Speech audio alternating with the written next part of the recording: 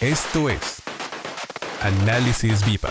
¿Qué tal? Bienvenidas, bienvenidos. Mi nombre es Salvador Leal, director de comunicación de la Bolsa Institucional de Valores, y es un gusto darles la bienvenida al inicio de la sexta temporada de Análisis Viva, un espacio de opinión y reflexión que hemos construido junto a los analistas más destacados del sector. Los invito a seguirnos en todas nuestras redes sociales para estar al tanto de los datos y las tendencias que mueven a los mercados. Ahora sí, arrancamos con nuestro episodio el día de hoy. Le damos la bienvenida a nuestro invitado, él es Carlos Serrano, economista en jefe de BBVA en México. Carlos, qué gusto tenerte con nosotros en este inicio de temporada. Salvador, al contrario, siempre es un gusto estar contigo y en Viva. Oye, mi querido Carlos, tenemos varios temas. Empecemos a lo mejor, no digo que por el más sencillo, pero uno de los que están más cercanos, que tiene que ver con el crecimiento y las perspectivas que podemos tener para este año. Así es, Salvador. Bueno, creo que lo que hemos visto ya desde el año pasado es que la economía del país está en un proceso de desaceleración. Lo vimos el crecimiento de 2024, pues todavía no tenemos el dato final, pero estará alrededor de 1.3%, que desde luego es bastante menor al 3.2% de 2023. ¿Por qué se ha ido desacelerando la economía? Me parece que hay varios factores. Uno de ellos es que se dejó tener el impulso muy grande de las obras insignia de la administración anterior, que sobre todo pararon en 2023.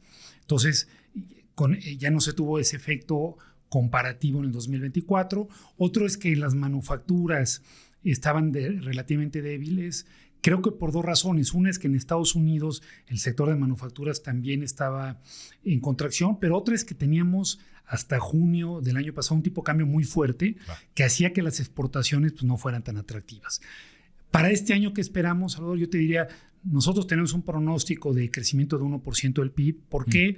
Porque pensamos que va a haber todavía algunas fuerzas que van a hacer que la economía pues, no crezca a todo su potencial. En primer punto, pues vamos a tener un proceso de consolidación fiscal, es decir, una política fiscal restrictiva que resultará en menos crecimiento. Segundo punto, pues tenemos incertidumbres importantes, tanto domésticas, los inversionistas están esperando a ver qué resulta de la reforma judicial, cómo se va a implementar después de las elecciones del 1 de junio, y desde luego también pues todas las amenazas arancelarias que vienen de Estados Unidos, eso tendrá cierto efecto en la inversión, pero en general creemos que aún con esto podemos tener este crecimiento positivo porque vemos que el consumo va a seguir bastante resiliente, pues porque hemos visto aumentos importantes en la masa salarial real. Sí. Ahora, si llegara a haber un escenario arancelario muy grave, quizá podríamos tener un menor crecimiento, pero en general yo pienso que las probabilidades de que eso ocurra son relativamente bajas. Y estás hablando pues claramente de las medidas arancelarias y también pues a las medidas migratorias, ¿no? que pudiera tomar Estados Unidos y que no sabemos todavía cuáles son los posibles efectos que pudiera tener, por un lado para la economía de Estados Unidos y de refilón muy fuerte para nosotros, ¿no? Sin duda alguna, si se llegaran a implementar lo que se ha dicho en términos de aranceles y en términos de migración, sin duda sería muy fuerte para nosotros, pero también para Estados Unidos, y por eso yo creo que la probabilidad de que eso ocurra es baja. Empecemos, si te parece, Salvador, con aranceles. Trump ha dicho que impondrá aranceles de 25% a México y a Canadá. Si eso ocurre, la economía de Estados Unidos tendría afectaciones negativas importantes por varios factores. Primer factor, la haría menos competitiva. Estados Unidos requiere a México para ser competitivo, sobre todo contra China, que es con quien tienen una competencia por la supremacía económica y militar. No es que México sea un competidor directo de manufacturas con Estados Unidos. México complementa a Estados Unidos en cadenas de valor para ayudar a Estados Unidos a ser más competitivo. Si vemos, por ejemplo, del contenido de lo que México exporta a Estados Unidos, alrededor de una tercera parte son componentes de Estados Unidos. Entonces, un arancel de 25% les afectaría. Si vemos, por ejemplo, la industria automotriz, de lo que Estados Unidos importa de autopartes, casi la mitad viene de México. Un arancel de 25% a los primeros que golpearía es a la industria automotriz de Estados Unidos. Entonces, primer punto, porque creo que esto tendría una probabilidad baja, es porque afectaría la competitividad de Estados Unidos. Segundo punto, traería inflación en Estados Unidos, porque las tarifas lo que resultan es en mayores precios de los bienes importados, Nada más un ejemplo, Salvador, de lo que importa Estados Unidos de alimentos, 45% viene de México. La mayoría de estos bienes no tienen sustitutos en Estados Unidos. Ellos no pueden cultivar aguacate, no tienen el clima. Jitomate es algo, pero ni de lejos para abastecer toda la demanda. Entonces ahí veríamos inflación. Creo que la inflación se podría ir con aranceles del 25% fácilmente por encima del 4%. Eso traería descontento entre los votantes. Ya vimos en la elección de noviembre pasado que a los votantes les importan los aumentos en los precios. Esta inflación traería mayores tasas de interés porque la FED tendría posiblemente que aumentar las tasas. En el mejor de los casos ya no bajarlas para hacer frente al episodio inflacionario, y eso también desaceleraría la economía. Siguiente punto en que los afectaría es que si lo que se quiere es frenar la migración, pues aranceles de 25% muy posiblemente llevan a la economía de México a una recesión, y una recesión lo que haría es resultaría en un mayor flujo de migrantes de México a Estados Unidos. Entonces sería algo contrario a lo que están buscando. Entonces también me parece que iría en contra de lo que se busca. Y finalmente, pues lo que ha dicho el presidente Trump es que él quiere imponer estos aranceles para que se reduzca la actividad de migración y de tráfico de drogas. Y México ha estado cooperando en esto. Creo que el gobierno mexicano ha tenido una muy buena reacción ante esto. Y poner los aranceles del 25% y dejarlos por mucho tiempo, pues, podría incluso quitar el incentivo a esta cooperación. Entonces, ¿qué va a ocurrir? No lo sé, pero yo creo que si impera la razón, no se deben de poner aranceles de 25%. Y si se llegan a imponer, yo creo que tendrían una duración muy corta, porque sería muy rápido, quedaría en evidencia muy rápidamente sus efectos negativos. Claro. Y pasando al otro tema que preguntaba Salvador, migración, pues yo creo que también una política de deportación masiva de personas indocumentadas también tendría efectos negativos muy importantes para la economía de Estados Unidos. ¿Por qué? Primero veamos los números. En Estados Unidos residen alrededor de 11 millones de personas indocumentadas. De esos, se estima que entre 8 y 9 están en la fuerza laboral. Esos 8 o 9 millones representan entre 6 y 7% de la oferta laboral de Estados Unidos. Hay que recordar que Estados Unidos está ahora en una situación de pleno empleo, tiene la tasa de desempleo en 4%, que es más o menos lo que la FED estima como la tasa natural de desempleo. Entonces, si tú sustraes millones de personas que puedan equivaler al 2, 3, 4, 5, 6% de la fuerza laboral, eso primero puede inducir una recesión en Estados Unidos.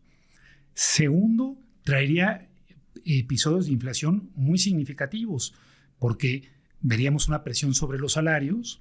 Ya lo vimos, ocurrió después de la pandemia, cuando hubo personas que salieron del mercado laboral, y ahí tendríamos una presión inflacionaria permanente. Y además, los efectos sectoriales serían graves en muchos casos. La industria de la construcción, donde se estima que puede haber más de la mitad de los trabajadores serían indocumentados, recibiría un golpe durísimo, sobre todo ahora que está el reto de reconstruir lo que ha sido dañado en Los Ángeles. Sí. La industria agropecuaria también depende fuertemente de trabajadores migrantes, al igual que la de servicios. Entonces, por todo esto, a mí me parece también que la probabilidad de que veamos deportaciones masivas, y por masivas me refiero de millones de personas, como se ha dicho, es baja. Esto sin hablar de los retos logísticos, ¿no?, que serían muy grandes. Y si nos remontamos al primer periodo de Trump, vimos, pues en realidad tampoco ocurrió. Había prometido también grandes deportaciones, pero al final hubo menos deportaciones con Trump que en cualquiera de los dos periodos del presidente Obama. Creo que en parte porque, sobre todo en el primer periodo del presidente Obama, había una tasa de desempleo más alta. Al final, lo que determina la migración, tanto cuántas personas migran a Estados Unidos como cuántas se deportan, es más la economía. Si se requieren empleos, es difícil que esto ocurra. Entonces me parece que vamos a ver cosas muy mediáticas. Sí, va a haber cuestiones en la televisión, shows, deportados, redadas, eso lo vamos a ver. Posiblemente se rompa el récord de Obama, que fue de 400,000 deportados al año. Pero yo creo que millones de deportados tienen una probabilidad bastante baja, porque otra vez no es por la caridad de Trump, sino porque eso tendría un impacto muy negativo para la economía de Estados Unidos. Mencionabas ahorita inflación y consecuentes movimientos en la tasa de interés en Estados Unidos. Pero ¿cómo lo estás viendo de manera local? ¿Qué estás viendo para los siguientes meses hacia Banxico en términos pues, de inflación y también subsecuentes movimientos por parte de nuestro Banco Central? De acuerdo. Mira, la verdad es que el proceso de desinflación en México va muy bien, incluso mejor que en Estados Unidos, donde están teniendo problemas con la última milla. Pues si vemos ya los datos, enero, tanto la inflación general como la inflación subyacente están en 3.6%. Eso es más o menos el nivel que teníamos antes de que empezara el episodio inflacionario, sí. ¿No? Ay, para mi punto de vista, el episodio inflacionario que vivimos en México y que también se ve en otros países, en nuestro caso, yo diría, ha concluido. Ya, es cierto que la inflación no está en 3%, pero nunca estuvo. Es cierto. Nunca estuvo por otros factores estructurales. Sí. Entonces estamos ya más o menos donde estábamos antes de que esto empezara, pero todavía tenemos una tasa de interés sumamente restrictiva. Si vemos la tasa de interés real, la tasa neutral, ¿no? Que es la que ni restringe ni estimula a la economía, pues nosotros estimamos que debe estar entre 2.8, máximo 3%, y la tasa observada está en 6.5. Tenemos una tasa real que es más del doble de la neutral. Yo creo que eso significa que el Banco de México tiene mucho espacio para poder bajar. Y me parece que ya lo están reconociendo. Si vemos los últimos comunicados, creo que reconocen esta situación. Creo que acertadamente bajaron 50 puntos básicos en la reunión de febrero. Me parece que van a bajar otros 50 puntos básicos en la reunión de marzo. Hay quien dice que quizá no van a poder seguir bajando con la misma fuerza si la Fed se detiene. Yo ahí diferiría. Yo creo que aquí hay espacio para seguir bajando, incluso aunque la Fed se detenga, y creo que hay espacio para llevar el diferencial de tasas entre México y Estados Unidos a un nivel incluso menor del que teníamos la década anterior, por varias razones. Primero, había mucho miedo a diferenciarnos de la Fed por lo que pudiera ocurrir con el tipo de cambio, ¿no? Se decía, si se nos deprecia el tipo de cambio, pues eso puede ser inflacionario, 1, y 2, puede tener episodios de inestabilidad financiera, porque si los corporativos tienen deudas en dólares, eso puede llevar a incumplimientos, etc. Yo pensaba que eso no iba a ser el caso, primero porque si vemos el nivel de traspaso del tipo de cambio de precios en México ha ido bajando, y sobre todo en partes bajas del ciclo económico como estamos ahora, es cercano a cero. El propio Banco de México así lo dice en algunas de sus investigaciones.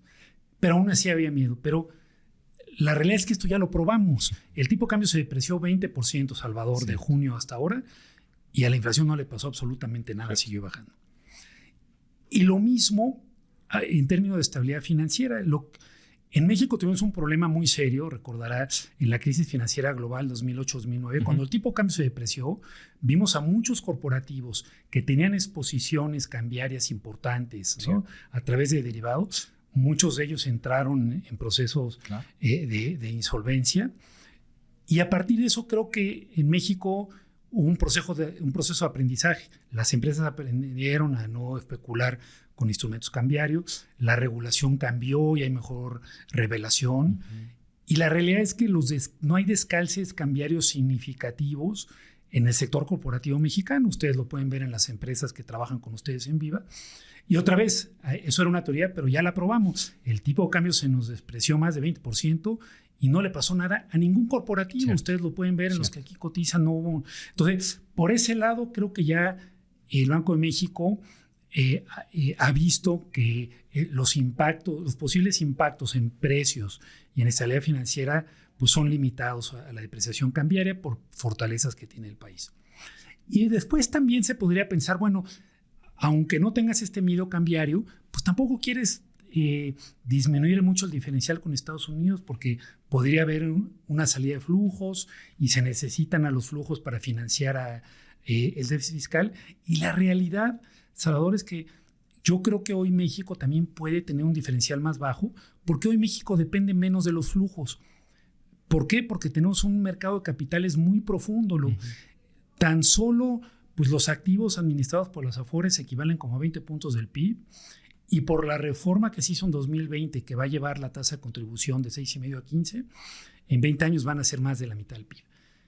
México va a poder financiar la totalidad del déficit con los mercados locales. Son mercados locales muy importantes. Entonces creo que también eso puede darle al país la posibilidad de que la política monetaria sea independiente. Y otra vez, esto también ya se probó. Hace 8 años, del total de los bonos gubernamentales de largo plazo, de los bonos M, el 60% está en manos de extranjeros. Hoy esa cifra es manos del 30%. Hubo una salida del 30%. En otras épocas eso nos hubiera traído una crisis tremenda para México. Sí. A otros emergentes eso le significa una desgracia, los quiebra. Sí. Aquí no pasó nada. Y la razón por la que no pasó nada es porque tenemos estos mercados de capitales profundos que a medida que los extranjeros disminuían su posición, los inversionistas institucionales mexicanos y también los bancos fueron tomando esas posiciones. Entonces yo creo que el tener un mercado de capitales profundo pues le permite al país, entre otras cosas, poder tener una conducción de la política monetaria más independiente de lo que tiene Estados Unidos. Y por todo esto, regresando al origen de tu pregunta, yo creo que el Banco de México tiene espacio para seguir bajando, que va a seguir bajando, y nosotros pensamos pues, que podríamos tener la tasa de política monetaria en niveles de 8% a final de año, e incluso si no hay aranceles, yo diría hasta un poco menos, 7,5% claro. Por todas estas razones. Pero creo que claramente estamos en un ciclo de bajadas que va a continuar y me parece que si leemos con atención los comunicados del Banco de México, están señalizando que tienen este espacio de reducción en la tasa. Oye, Carlos, quizás para cerrar esta conversación no me gustaría que te fueras sin que nos platicaras acerca un poco, ya hablamos de política monetaria, pues un poco acerca de los retos fiscales que tiene nuestro país. Estamos empezando tal cual una nueva administración. Se han dado anuncios muy interesantes a lo largo de estos meses y en términos creo que de disciplina, pareciera que han sido muy buenas medidas o más bien medidas muy bien leídas por los mercados. ¿Cómo estás viendo tú esos retos fiscales y sobre todo enfocado hacia la calificación crediticia que pudiéramos tener o no en los siguientes meses? ¿Cómo no? Primero yo te diría, coincido con la premisa que acabas de poner sobre la mesa. Uno, los mercados tomaron bien la intención del gobierno de tener un proceso de consolidación fiscal. Uh-huh. El año pasado, 2024, tuvimos un déficit muy elevado, el déficit más elevado desde los 80. Uh-huh. Había que reducirlo y en este sentido el que el gobierno haya anunciado en el paquete fiscal una vía para reducirlo de manera importante, creo que es muy positivo. Segundo, creo que México tiene un nivel de deuda como porcentaje del PIB que no es particularmente alto, uh-huh. Alrededor del 51%, eso compara bien con otros países que tienen grado de inversión, y creo que significa, entre otras cosas, a tu pregunta, yo creo que la probabilidad de que México pierda la calificación de grado de inversión en la primera mitad de este sexenio, yo la veo muy baja, porque este nivel de deuda, no, como te decía, no es particularmente alto. El gobierno ha mostrado interés por tener disciplina fiscal, entonces yo lo veo baja. Dicho lo anterior, creo que sí tenemos retos de mediano plazo. La realidad es que México es un país que tiene poco espacio fiscal.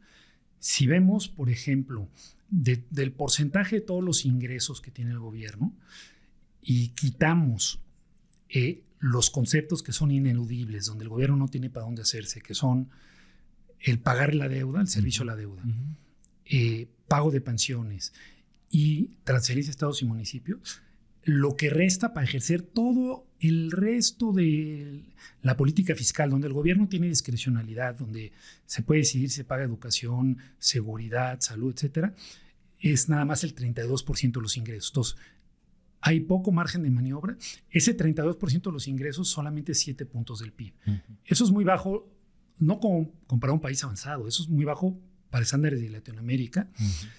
Y cada vez vamos a tener menos espacio fiscal conforme haya más presión de las pensiones. si no se corrige el rumbo con Pemex, que cada vez le representa menor espacio fiscal al gobierno también. Sí. Entonces yo diría, lo bueno es que hay tiempo para actuar, creo que se puede evitar la pérdida de grado de inversión, pero me parece que eventualmente si el país quiere, evitar la pérdida de grado de inversión, pero sobre todo y más importante, si se quiere tener el espacio fiscal suficiente para tener la infraestructura que necesita el país, para tener la infraestructura para aprovechar el nearshoring, que yo creo que, aunque hoy hablamos menos, yo creo que sigue siendo una oportunidad muy latente.